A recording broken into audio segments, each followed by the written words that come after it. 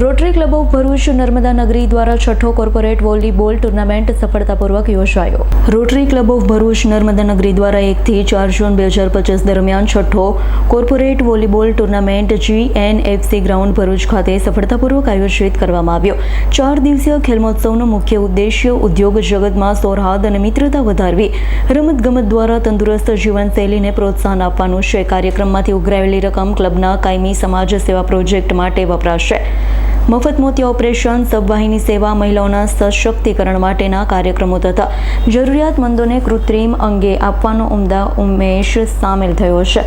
ટુર્નામેન્ટમાં ભરૂચ જિલ્લાના વિવિધ ઉદ્યોગમાંથી કુલ 12 ટીમોએ ભાગ લીધો અને ચેમ્પિયનશિપ રમતમાં પ્રતિસ્પર્ધા કરી તમામ મેચમાં ઉત્સાહ અને રમતગમતની ભાવના જોવા મળી છે। રોજ ઉદ્યોગ જગતના અગ્રણીઓ હાજર રહી ખેલાડીઓનો ઉત્સાહ વધાર્યો છે।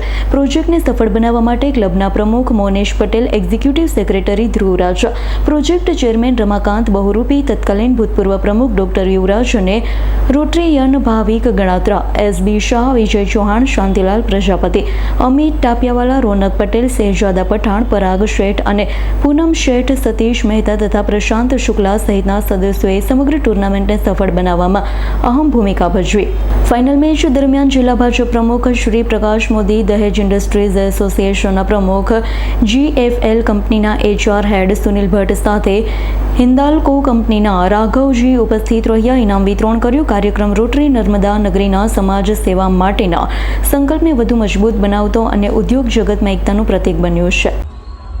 Rotary club of Bharuch Narmada નગરી તરફથી વોલીબોલની ટુર્નામેન્ટ આજરોજ GNFCના સ્પોર્ટ્સ કોમ્પ્લેક્સ પર યોજવામાં આવી છે। આ rotary club of Bharuch Narmada અનેક સેવાકીય કામ કરે છે, અનેક રચનાત્મક કામો પણ કરે છે ભરૂચ શહેર અને જિલ્લામાં, અને એક આગવી નામના ધરાવે છે। અને એ રોટરી ક્લબ ઓફ ભરૂચ અને નર્મદા નગરી તરફથી આજે જ્યારે ભરૂચ જિલ્લાની અનેક કંપનીઓના કર્મચારીઓ અને એ લોકો માટે વોલીબોલની ટુર્નામેન્ટનું જે આયોજન કરવામાં આવેલું છે, ખૂબ જ સુંદર આયોજન છે। અહીં અત્યારે GFL કંપનીના કર્મચારીઓ વોલીબોલ ટુર્નામેન્ટ રમી રહ્યા છે અને એમાં પણ GFL કંપનીની A અને B ટીમ છે, આ બંનેનો અત્યારે ટોસ ઉછાળવામાં આવ્યો છે। બેમાંથી જે પણ ટીમ વિજેતા થશે, જે રીતે આપના નરેન્દ્રભાઈ મોદી જ્યારે ગુજરાતના મુખ્યમંત્રી હતા ત્યારથી ખેલકૂદને અનેક રીતે પ્રોત્સાહન આપેલું છે। અત્યારે ભારતના માનનીય પ્રધાનમંત્રી છે ત્યારે પણ ખેલકૂદને ખૂબ જ પ્રોત્સાહન આપી રહ્યા છે। આ કંપનીના પણ કર્મચારીઓ જ્યારે રમે છે એ રીતે જે લોકો પણ ખેલકૂદમાં આગળ આવવા માંગતા હોય, પોતાની પ્રતિભા બનાવવા ઈચ્છતા હોય, તો એ લોકોને સરકારશ્રી તરફથી પણ પ્રોત્સાહન આપવામાં આવે છે અને એમની પ્રગતિ થાય।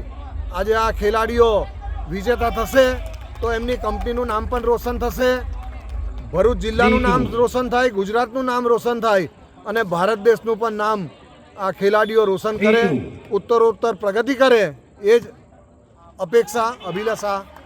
જય હિન્દ। રિયાઝ પટેલનો રિપોર્ટ, S9 ન્યૂઝ ભરૂચ। અમારી તમામ માહિતીથી અપડેટ રહેવા માટે જોડાયેલા રહો S9 ન્યૂઝ સાથે।